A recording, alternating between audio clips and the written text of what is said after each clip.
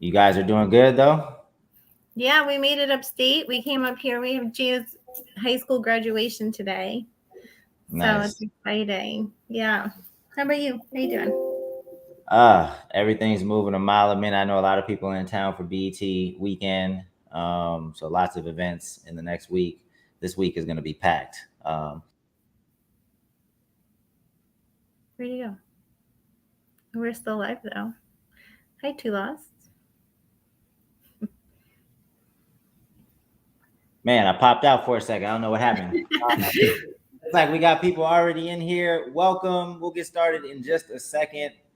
Let me make sure I can see the comments. So whether you're tuning in from YouTube or LinkedIn or Twitter or Twitch or Instagram, we should be live now as well. Welcome.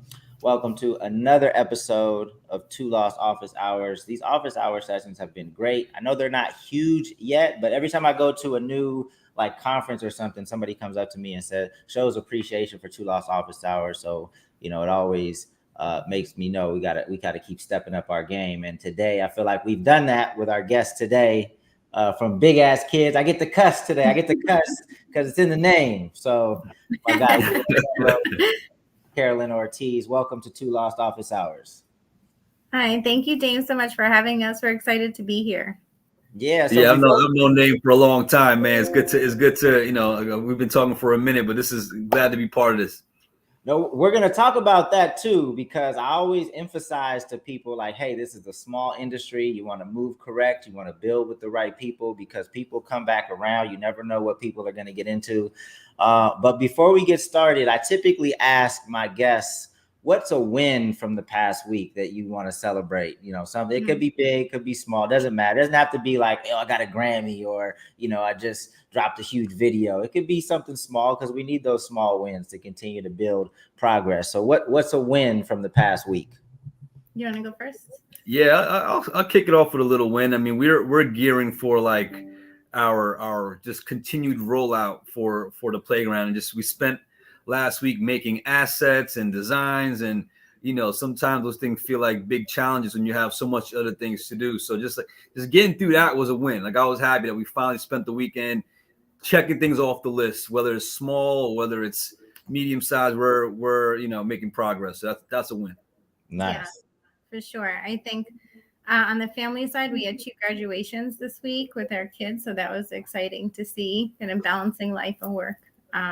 So yeah, I think work-wise, we've been super busy building out the B.A.K playground. We have a good number of freelancers now onboarded, so that was a big win for us. Nice. And again, you mentioned a list. Like, I think it's important that people, obviously we have these grander goals and these bigger things we want to accomplish, but we can't accomplish those things unless we create that list and start knocking out some of the smaller things in order to get, the bigger win. So definitely some great wins. We also do Share Your Wins Wednesday. That's on obviously Wednesday. We do that on Instagram where we encourage people to share their wins just to create some positive energy, some positive momentum. To get over the hump and finish the week strong. So, all right. So let's jump into this. I think first and foremost, people need to know who they're speaking to. So if you want to give a quick background of what you've done in the music industry thus far, and then you guys can talk about Big Ass Kids and what exactly it is. Yeah. I'll start. So I've been in music for about 15 years now. I started in the blog era in New York City as a publicist. From being a publicist, I went over to Universal in the global brand partnership space for about 5 years. Hung out in the building for a while until 2020. During 2020, I left, went back to PR for a while. And then in 21, Leroy and I started building Big Ass Kids. And I've been with Big Ass Kids ever since. Nice. Yep. I've been around for about 15 years or so. I gotta do the math, but just call it 15 years. I started off as a manager, artist manager in the game, discovering emerging music. Kind of fell into it by accident, and then realized that was a career that actually can be, it's a real thing, it's a real job. So went from managing artists to running live music venue SOBs in New York, introducing new talent to the New York market. Then went back into management and built a little label infrastructure there, and then formed Big Ass Kids in 2020, 2021. And yeah, now we're looking to evolve and really innovate ways we do business in music, and build community and things of that nature. So that brings us to where we're at now. Dope.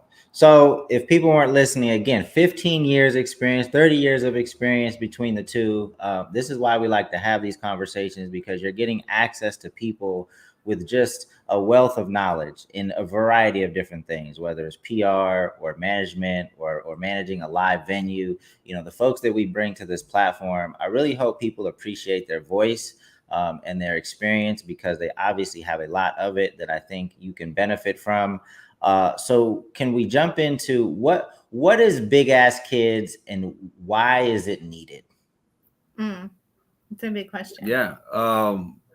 Big Ass Kids. Well, I can tell you where it started. It started initially as a record label, to collaborate on projects versus the traditional signing artists to a deal. We like to create moments in music, and that sometimes means collaborating with different partners, different brands. It started off with the Pigeons and Planes See You Next Year compilation project, which is an annual moment where we identify 10 or so artists a year and really create a moment around it, including an album.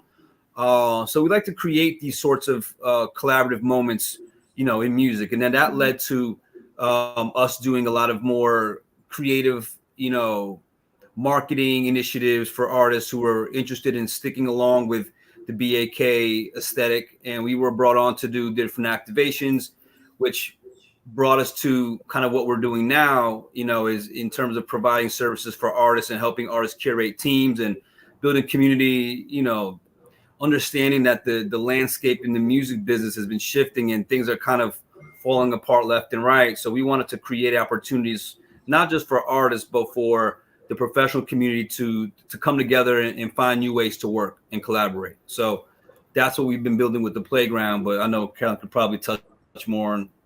Yeah, I think, with Big Ass Kids, we realized that we have a really engaged population of music artists, whether they want to be part of the projects that we're doing or just generally kind of know and be around B.A.K, which we love and appreciate. And a lot of artists, all artists need support, whether they're looking for management, a publicist, marketing, content, right? We go into our phones and we refer people based on who we know, or artists will post on Instagram, hey, I'm looking for a videographer. And you kind of exhaust your contacts that way. And you don't really know who you're hiring sometimes, right? And even if someone is a referral, are they really for you, right? Are they curated to what you need? Do they have experience in your genre with your artists? And we realize that it's a really inefficient method to just keep with the referral system, right? Mm-hmm. So we realize we have this demand of artists looking for artist services, and all of the layoffs, the people, our friends, our colleagues who are looking for work, we want to connect the dots. So out of that need, we built the playground where you can come, you can curate your team, you can find people who are vetted. We talk to every freelancer in our network. We make sure that they're really dope, that there's safe space for music artists to come to hire. You're working with someone who has a proven track record of doing good work in music. And Big Ass Kids is here to help you, right? Whether it's make a recommendation, connect the dots, help you figure out what you should spend your money on. A lot of the times I find that artists think that they need a publicist when really they need a bio, they need education. They need to learn how to pitch themselves to music curators and blogs. So it's Big Ass Kids, a playground is a really a safe space for music artists to come figure out where to go next with their music career.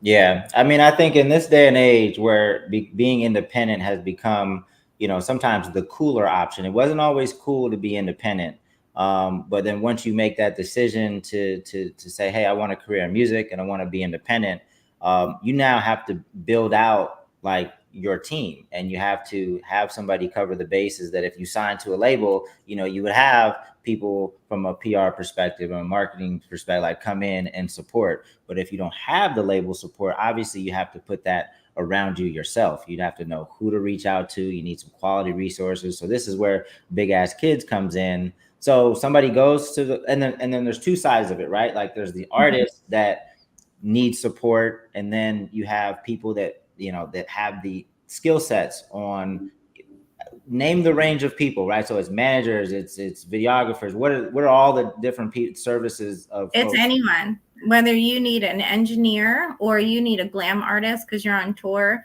We have a global community of vetted music freelancers. I think we have 12 countries or 13 countries at this point in the playground. People like Rashida Meged, who is an amazing stylist, Rachel Poston, who, you know, headed up marketing for John Batiste. Um, a wider range, right, of professionals who know what they're doing and are really good and excited. You know, a lot of these professionals that are coming out of the label system who have been let go or just are choosing to be freelance now haven't gotten the chance in a long time to work with independent artists, and they're excited about it. I was on email today with Jasmine Brito, who took a marketing strategy package with an artist through Big Ass Kids, and she went above and beyond what she had to do, and she was proud of that. You know, and those are the kind of people that are in the playground. Nice. Yeah, and one thing to touch on, because you mentioned it, Dame, in terms of, you know, what kind of artists, and independent, you know, it's becoming more of a thing now. But even artists who are signing, and I think you probably dealt with this at some point, where, you know, you're being courted by majors and A&Rs, and you sign a deal with, you know, the A&R who's really your champion, and the marketing person who's really passionate about your music. But at the end of the day, these people are employees, right? And they're not, you know, I've been in situations where 6 months into the deal, the people who signed us are no longer there, whether it's they got laid off or whether they took a bigger role somewhere else. But because you signed your rights there, you're there. You're there until either you get out of it through with a good lawyer, or you fulfill your obligations. And sometimes the uncertainty of that, you know, and to steal a page out of, you know, our friends over at Indify, you know, artists are founders.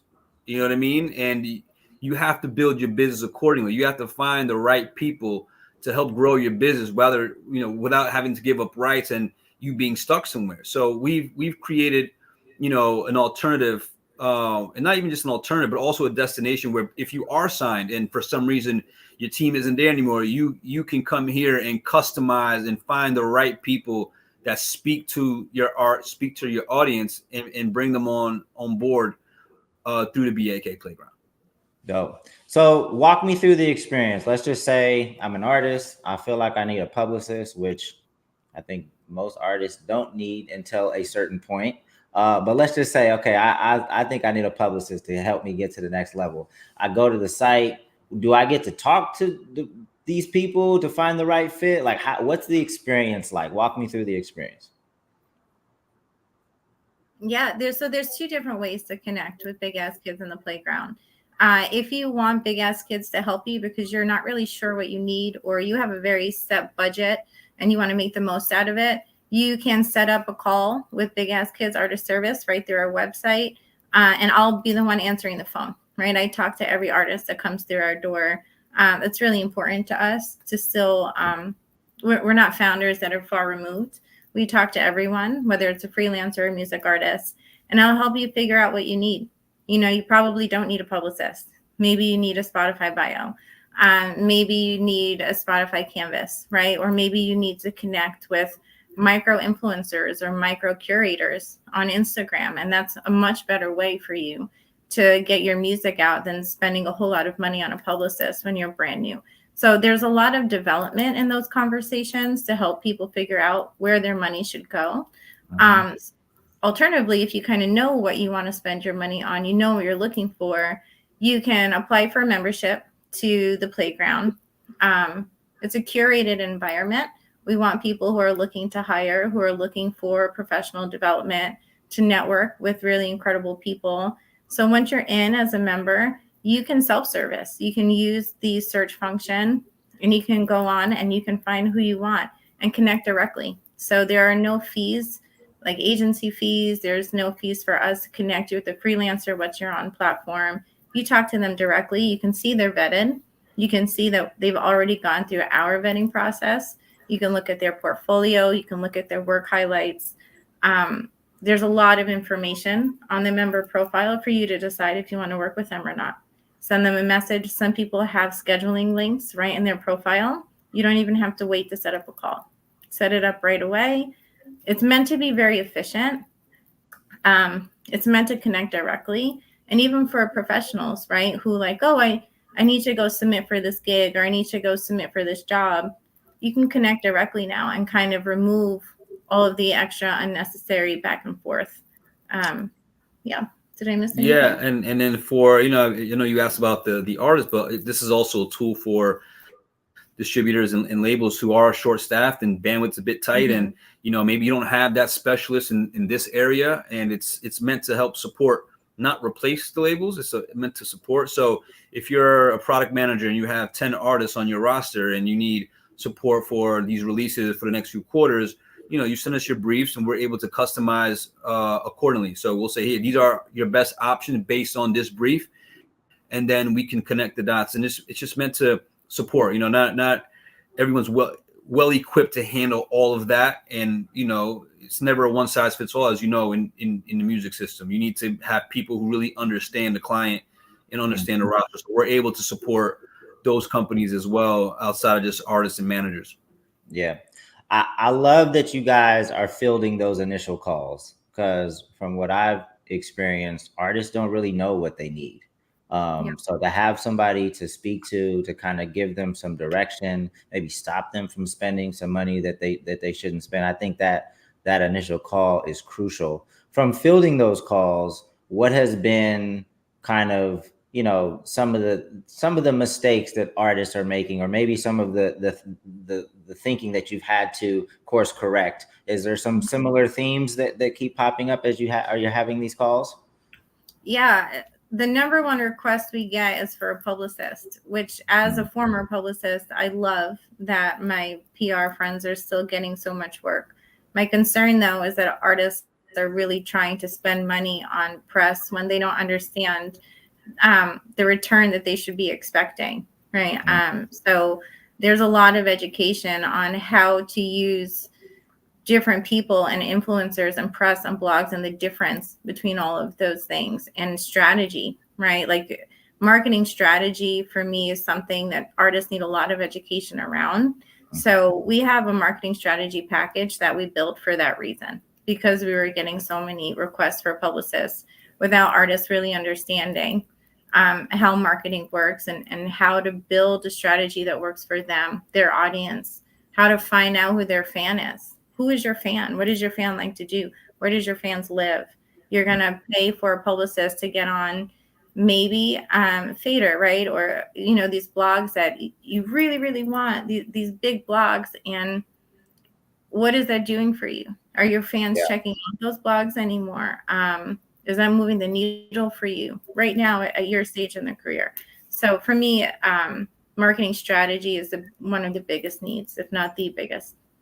Yeah, I know a lot of artists, just kind of and I understand, like, you're chasing more vanity as opposed to like really stacking fan by fan. Yeah. So they want to go to get the publicist, and that's usually not, I for me, for most artists, like, I feel like PR is one of the last things that you hire onto your team.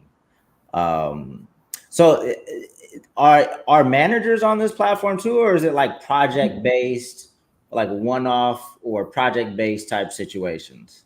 Yeah, no, managers are on there too, and it can go from project base, and again, like we mentioned, like how many times have we been on tour, and an artist needs a photographer for a show in a city that they've never been to, and they don't know, they're not going to be traveling, with a photographer, a videographer. You have to sometimes source locally, but sometimes you don't know who to ask. So you go to Instagram stories and say, hey, anyone know any photographers in Berlin? And you don't know what you're going to get, half the time. So it's also a destination for artists, no matter where they're at, in an unfamiliar city. You want to do a last minute shoot somewhere. The person you usually use isn't available. You need some more recommendations and some more valuable quality options. So it's also meant for that as well. But to your point, like the single releases, the album releases, I need to get my songs registered. Making sure I'm collecting all my royalties. we need someone that really understands and can show us how to properly register your song. So it covers all the areas for short-term needs, long-term needs. It really kind of provides a solution for those. Yeah.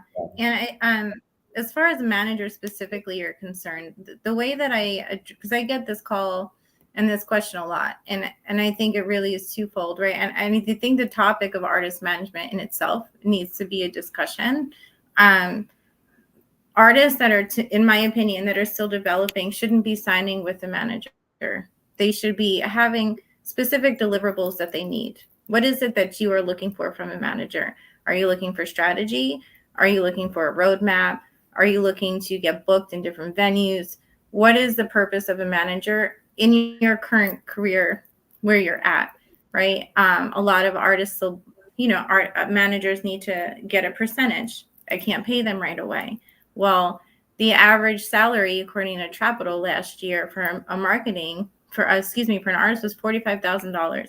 If you break that down into percentage for a manager, that's not livable wages, right? And most developing artists I know don't make $45,000 a year. So what is your manager getting? What are you asking this person to do? The work that they need to do on a regular basis as a manager, how are they profiting off of that? Do you really need a manager right now? Or is there a set of deliverables that's your ask, right? And it's contained, and you don't have to sign a 2-year contract for future earnings to this manager when you really just need some immediate help, right? Yeah. So we do have people that take on artist consultations. Sometimes you just need to pick up the phone and say, hey, I have 10 questions. Can you answer them for me in an hour, right? We have $99 consultations for that reason. We have managers that will kind of take you on a micro time period with a set of deliverables, and you pay for that. We have some managers that still want to take on as commission based. You'll find them. But I think with artists, you should be very intentful. You should be very super intentful when it comes to management. For sure. Yeah.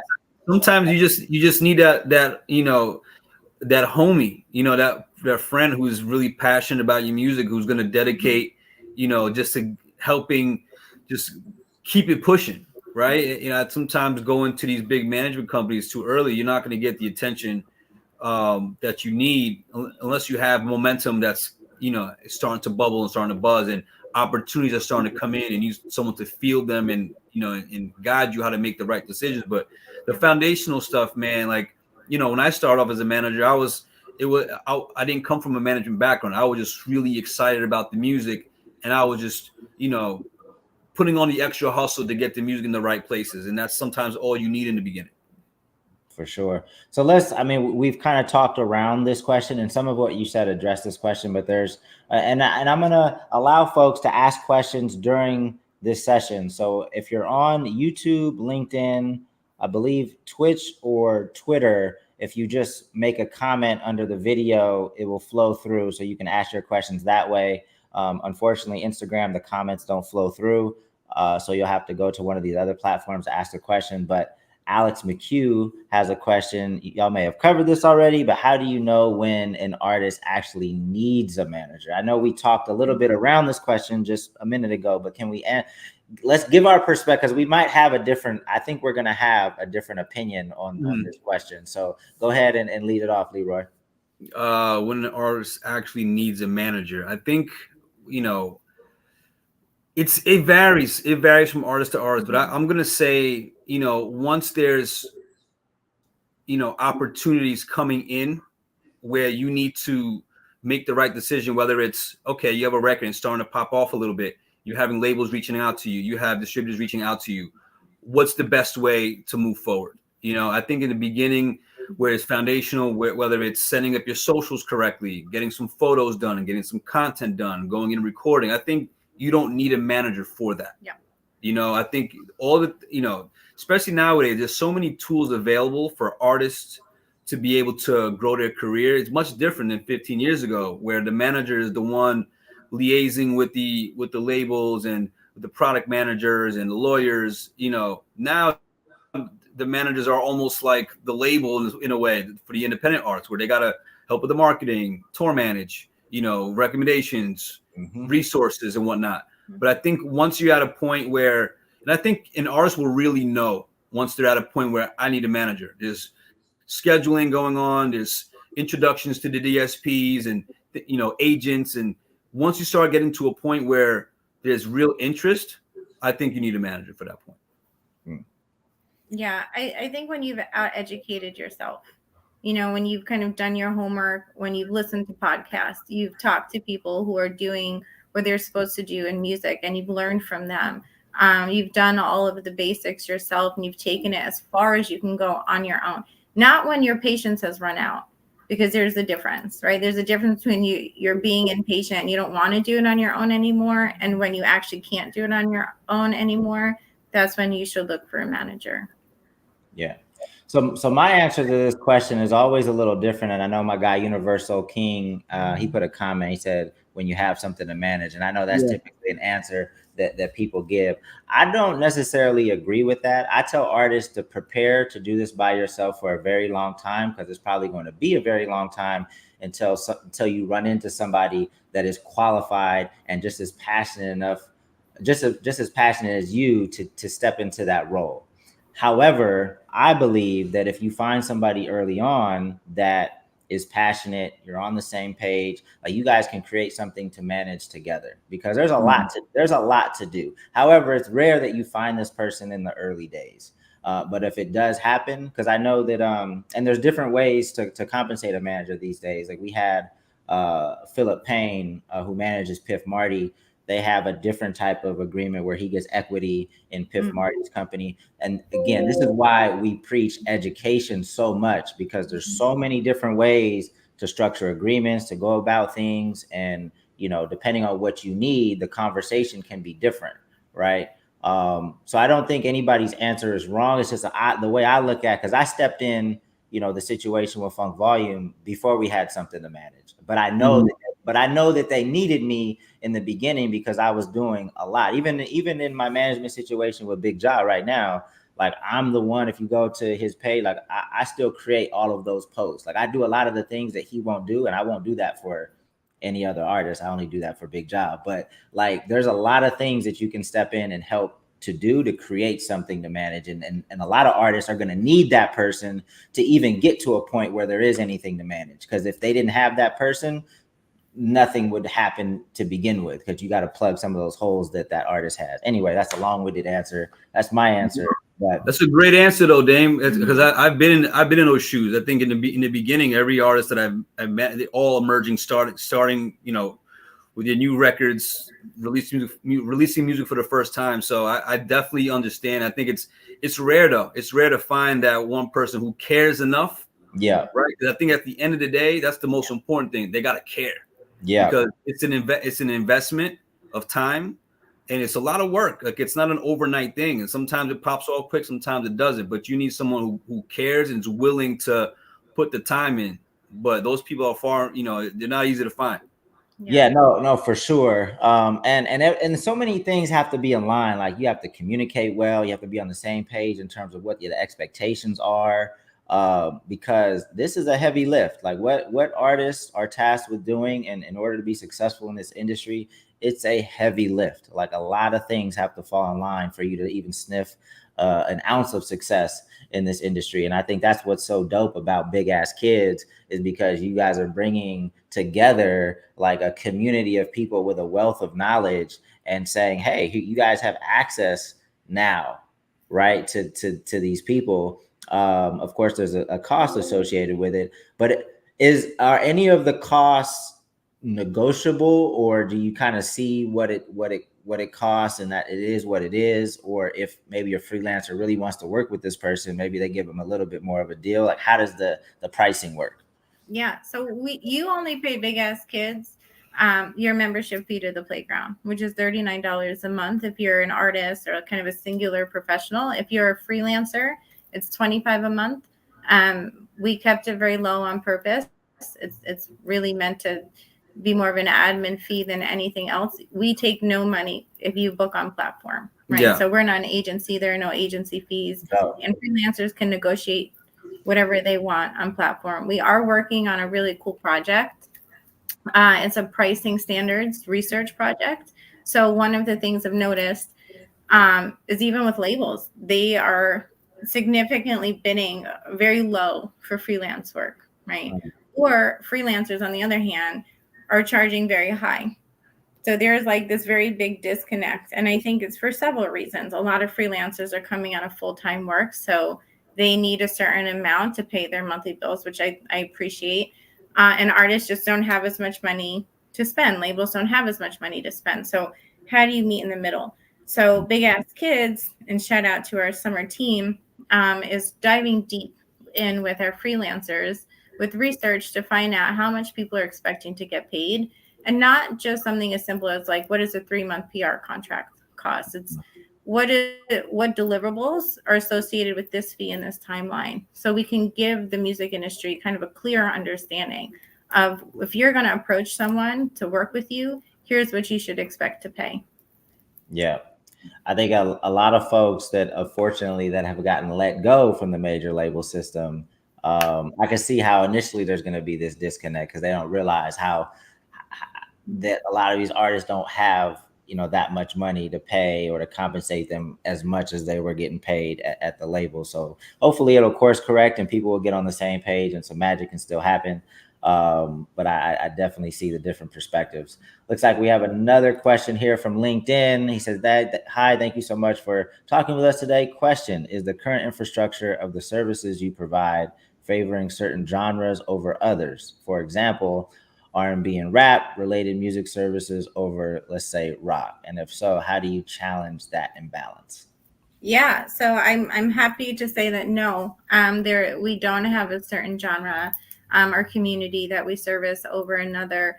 We we have freelancers from, I think right now, 12 different countries, right? We have freelancers from Indonesia, Latin America, Brazil, people all over the world, mostly the United States right now, but Nashville is heavily represented. We have a few people who specialize in rock music, a lot of people who specialize in K-pop, hip hop, rap. It really kind of, I'm not sure what we don't have. We probably don't have classical music right now, but I think we've done a really good job of going really wide. And that was on purpose. We want to make sure that everyone who comes from a global perspective can find someone that they can connect with. Nice. Yeah, and then to add to I think one of the things you mentioned, Dame, in terms of artists who are coming in, a lot of them don't have the money to afford to hire someone. We also are looking at, this is coming soon, where we're talking to a few potential partners to help us provide funding for artists. Artists who are looking for alternative ways to release music, the ones that don't want to sign their rights away to a label. Like I mentioned, you sign your rights and then the team leaves in 6 months. So artists are becoming a bit smarter with how they go about funding, and we want to provide that to artists so they can, essentially hire their team. Build your own dream team from the playground. I think just a conversation we're having for Pipeline, we're intentionally targeting professionals who work in different genres and all different levels and different territories, because we want to have a balance of of professionals that can service the artists that come through our pipeline. We've been building a lot of collaborative projects that bring in a lot of talent from different genres. So for us, it's important to have someone for everyone that comes through the playground. Yeah, and we'll help you find someone. So if you're kind of on there and you can't find someone that feels just right for you, if you send us a message, we'll help find you someone through our network of freelancers that we've built, which is close to, I think, over 600 freelancers at this point. Dope. Chigs, thanks for the question. So I've been in the industry long enough to see or to witness many times, like, people taking credit for other people's work and a lot of like shady business going on. What's the vetting process like? And I already know the answer to this question, but I want, people to hear this. But what's the vetting process like for the freelancers on the platform to ensure these are quality people that have actually done the work that they are marketing? Yeah. I want to know not just that you worked at Universal, but I want to see the projects that you've personally been attached to and that you have impacted this project positively. And because of our experience in 30 years in music, we know what questions to ask to know if you've kind of been part of something on the outskirts, or maybe were part of the team, or if you were actually instrumental in bringing that project to life. So we get that deep with it. We want to know that if we hand you an artist through artist services, or an artist comes and finds you to the playground, that they are going to have the best experience, right? That's the only way for us to guarantee that as an artist, you're going to come onto the playground and find good work, is for us to vet very clearly these freelancers that come into the network. So we want to know. We want to know if you've done a great job or not. Yeah, and also, it's not just about getting paid, or this is as a source of revenue. We want to make sure that you have the artist's best interests. What are your intentions on this platform? Are you looking to really provide value? Because at the end of the day, I think value is the key. I think we've seen it all where, there are a lot of people in one situation, but maybe three of them are really providing the value that the artist needs. So we want to just identify the folks who we believe will provide that value directly to the artist. Yeah, and we look at your LinkedIn, your socials. Between the two of us, I think we have a pretty wide grasp on who's working in music and being impactful. So we look for references, a degree, 2 degrees of separation at most. We really look at what you put out there for the world to digest too. Are you a good human being? Are you a good person? For that kind of stuff too, Yeah. Nah, I mean, the answer that I was looking for is just the experience. I think, young people need to know that once you've been in this for a minute, if you start talking and you really don't know what you're talking about, you're not going to be able to talk for that long before somebody that's in the industry is like, this person probably doesn't get it, or maybe tried to skip some steps. It's the experience, just comes with that. So having you guys vet these folks makes me a lot more, comfortable about the platform. Dean, it also though is on the flip side, where someone's been in the industry for a really long time, but hasn't kept up with their end of the education, where maybe they did marketing for a long time, but they have not kept up with what is the latest and greatest. You don't know what even is, right? You don't know what a super fan is. You don't know the latest platforms that artists need to. You don't know what a Spotify canvas is. I love that you have 20 years of experience, but you also need to be able to know what's working for an artist right now. And that's why professional development and education is a huge part of the playground. Yeah, this professionals helping one another, whether it's through webinars that you can do on platform and host. We're talking to different colleges and institutions. Professors from NYU are going to be able to teach courses on platform that they can monetize as well. So education is as big of anything on the platform as the jobs that we're hoping to land for people. But understanding what you need to do to refine your skills to keep you sharp. We profile our freelancers every week. We want to make sure that people know about you and what you've done, and different wins you've had, and projects that you're excited about that you've been a part of. We want to make sure we bring these folks to the forefront, because look, when you're in music for 10 plus years, it's likely that's your skill set. It's very difficult to change careers at that point. And a lot of these folks have been providing value for a very long time. It's like, where do they go from here after providing wins year after year and being laid off? There's still a lot of value that you want to give to artists. So we want to make sure that not only are you growing, but you're also being able to connect directly with the community. Yeah. And for people like myself who are moms in music, who maybe can't work 9 to 5 in the office, but can still provide a lot of value to artists, you can come find work in the playground. If you moved out of a major music city, but still want to consult with artists, right? But maybe you don't have a direct connection to them anymore, you can still find work through the playground. If you're in Argentina, and you're really good and you want to help artists kind of cross over, you can come find work at the playground. So it's really meant to be a solution for not just the average person who works in music, but kind of the outskirts of our professional colleagues too. Yeah, it's a small industry, but we want to make it a bit smaller. We want to be able to really help the connection. Yeah. Carolyn, I'm glad you brought that point up in terms of like keeping up to speed with what's going on in the music industry, because it's evolving fast. I feel like the changes are happening even faster. So it's super important that, people are up to date on how artists need to move in order to be successful. Um, Talk through, because I've seen a number of times where you might be, let's just say, as a publicist. I hate to just just keeps coming to mind, so we're gonna go with publicist, I right? love my PR, Yeah. friends. A So, lot of a publicists.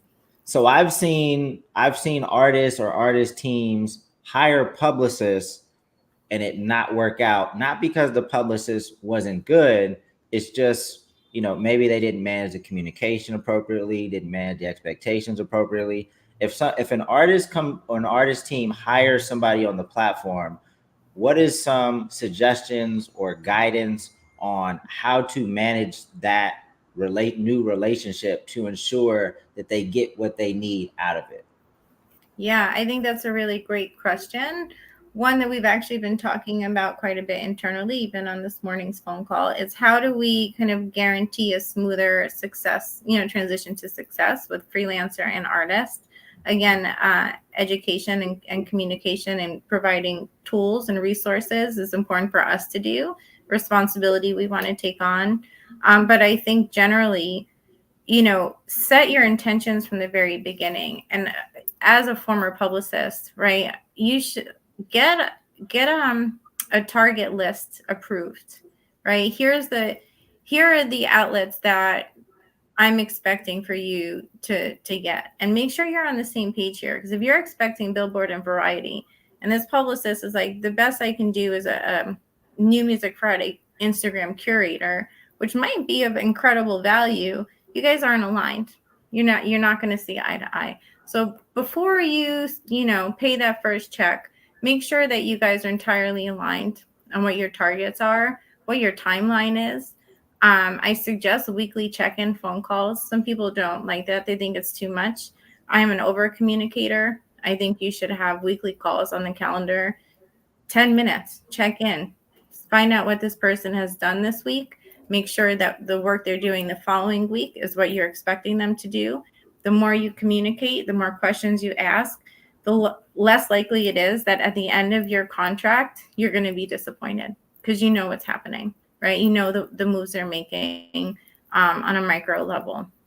And I think that's the best thing you can do is over communicate. Yeah, but also the publicist needs to be honest, right, with Yeah. expectations. Like, don't sell a dream. Don't you have to be able, because at the end of the day, you're wasting the artist's money, but you're also wasting your time and also your reputation. You don't want to promise a cover of Fader magazine or a late night TV performance, and you have to be honest with what's doable. And you also can't guarantee placements either unless you're paying for them. Yeah. So I think it's just education, like Carolyn said, is really explaining to how the process works. And the pitch doesn't always guarantee placement. You can send out 100 pitches and maybe land one, maybe land nothing, or maybe land 50.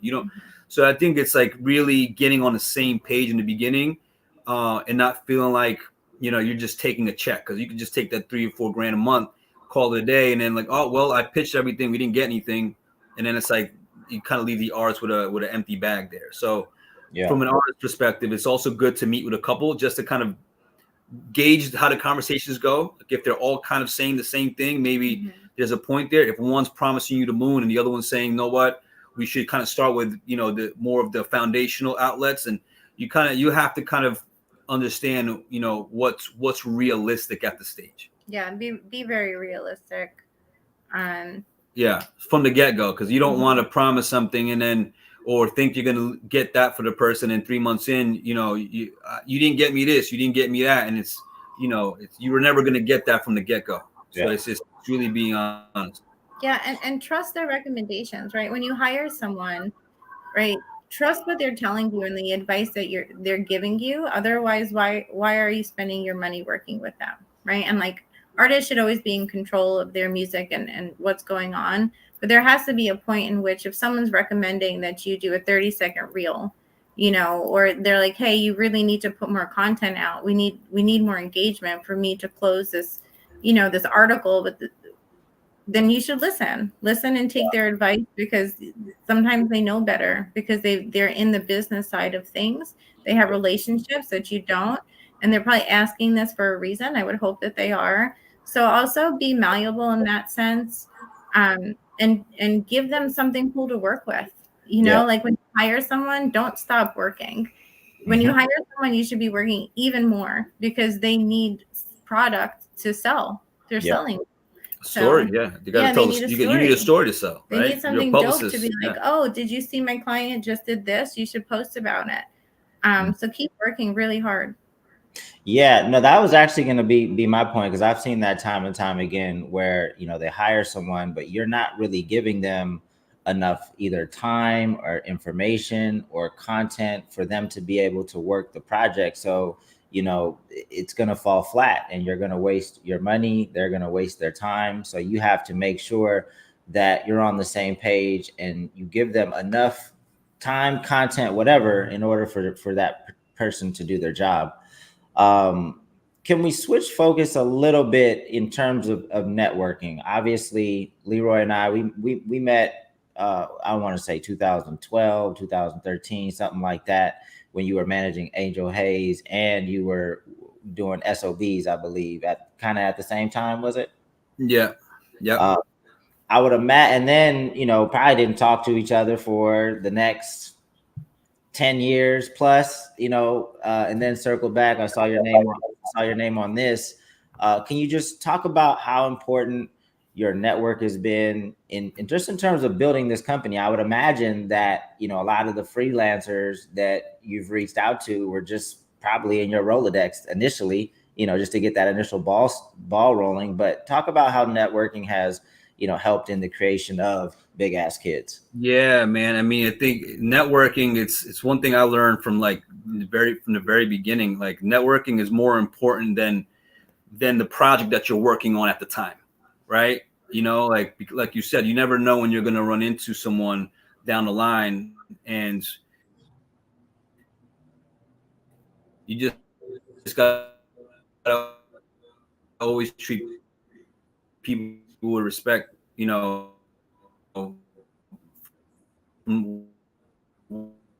whatever role they're in.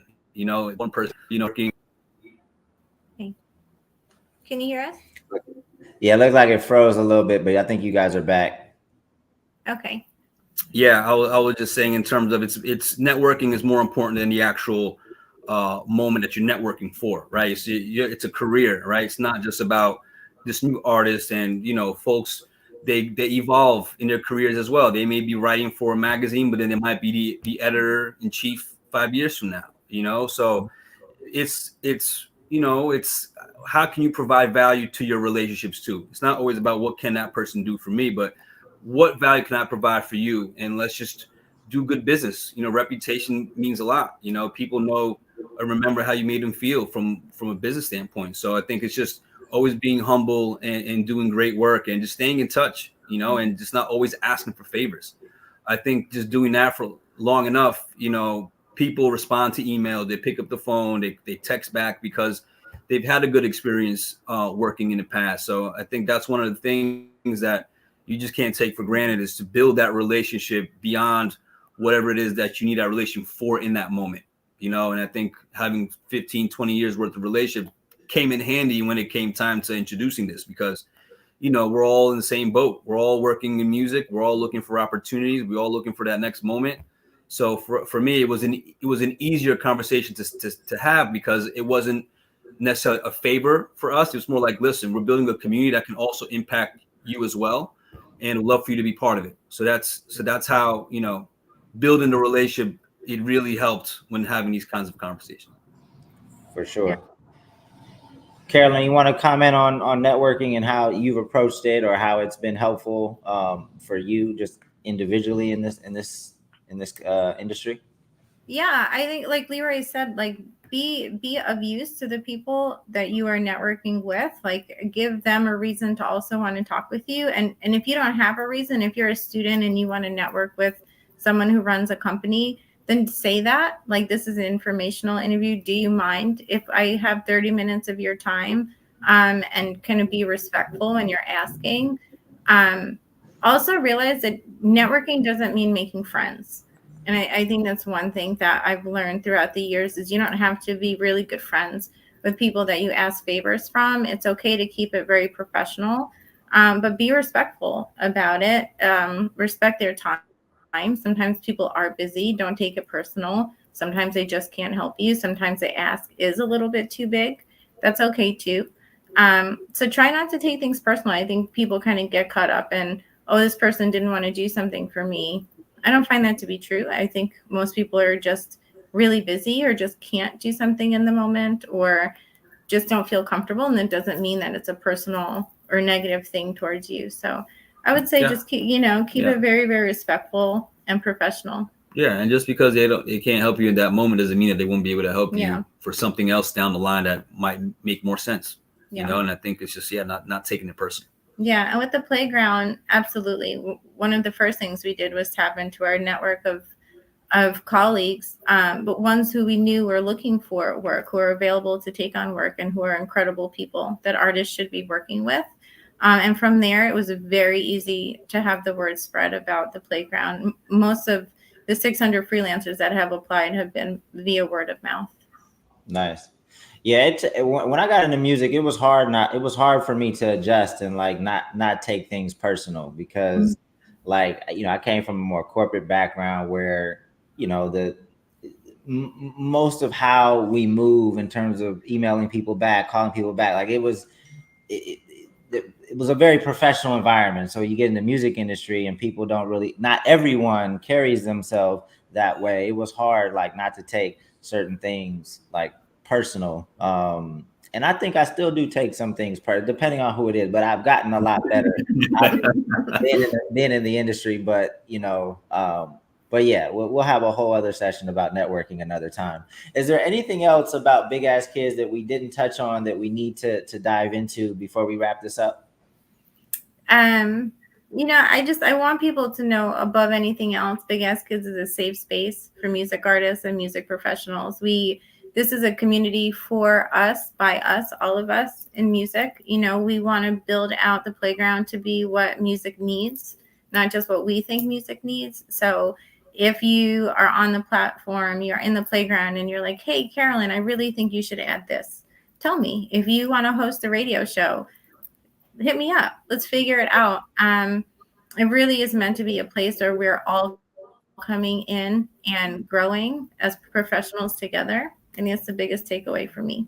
Yeah. What was the one thing you said? I think it was community plus collaboration is greater than competition. Yeah. Right. So I think, we're not, if this is a resource and we don't gatekeep. This is for, if we find something valuable that we think our community would enjoy or think need, we'll present it, right? Whether it comes from a different platform, we're here to kind of really share and really filter the best tools around for artists and professionals, even if it's just to educate, whether it's, for example, like if Two Loss wanted to get on and have a webinar about, the advantages of Two Loss and why art should distribute there. Like we want people to be aware of all the amazing things and people in music.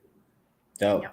Well, hopefully you can share Two Loss office hours with the community, because obviously 100%. An education platform. It's been pretty solid thus far, and we hope to have you guys back at some point. But last thing, Big Ass Kids, where did the name come from? Probably should start out with this. What's the story behind the name, or what you guys are trying to promote? The right question. Yeah, so I was sitting with an old colleague of mine. Shout out to Ashley. We were just talking about our time at SOBs, and it was a good 10 years ago now, and we were just talking about it, and it felt like we were just some big ass kids running around there. During the day we're working at the computer, and at night we throw on these amazing concerts and shows, and we just had a good time. So once I said that, I'm like, that's it. Like, Big Ass Kids really embodies how we approach music from like a passionate, imagination, ideas and things like that, things that keep it exciting. So being a big ass kid, I feel like we all kind of have that if we're working in music to some degree. And I want to just remind myself of that every single day. So Big Ass Kids was where it kind of just happened like that. Yeah, for me, it's about the imagination, the fearlessness, being brave, right? I think music artists, the reason I love working with music artists is how brave they are to bare your soul in writing or on stage and sing. Takes so much bravery, and you have that when you're a kid. The world is your oyster. You can do whatever you want. So I love the name. I love the sentiment of it. Dope. Well, thank you guys for being here. I put the website in the comments for those listening. If when the podcast gets up, for those that are just listening on audio, it's bigasskids.com. Can people connect with you on your individual socials as well? Can we share those Instagram handles? Yeah, absolutely. For sure. Should we type it in or just say it out loud? Sure. Mine's _ Carolyn Ortiz _ super simple. Yours is at Leroy Benrose. Yep, mine's right? at my first and last name. All right, I'm gonna type it in too, just so people can get it. But this was a great session. We're gonna have to have you guys back as the platform continues to evolve and change. And however Two Lost can help, please let us know. But again, we're live here every Monday, Two Lost office hours at 12 p.m. Pacific. Thank you to our guests, Carolyn, Leroy. I'm sure I'll be in touch soon. Thank you, Two Lost. And next week, I'm not even sure who I have on. I got to get better about knowing the schedule so I could, keep people up to speed. But just know it's going to be another dope one. I don't know if it'll top this, but it'll be another dope one. So make sure you check out. Go to bigasskids.com. Check it out. Just check it out. Are they able to, without paying? Are they able to log in, or what can they see without committing to it right away? A lot of our content is still on our Instagram, Okay. But there's not a free version of the playground. You have to be a member to get in there and network. Yeah, but we're doing free trials at the moment. So right now you're able to get on there on a free trial and test around with it, play around in there, get familiar with it. And if you like it, stick around. Dope. Cool. All right, check it out. bigasskids.com. We'll see you next week. Thank you. Thank you. Bye. All right.